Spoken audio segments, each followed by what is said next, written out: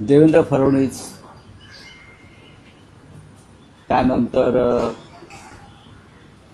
राज्याचे देशाचे प्रधानमंत्री नरेंद्र मोदी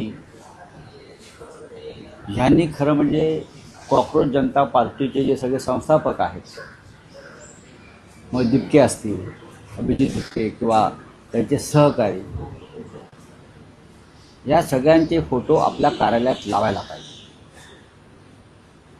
कारण ह्या लोकांमुळे यांना कळलं की नेमकीचे काही प्रश्न आहेत,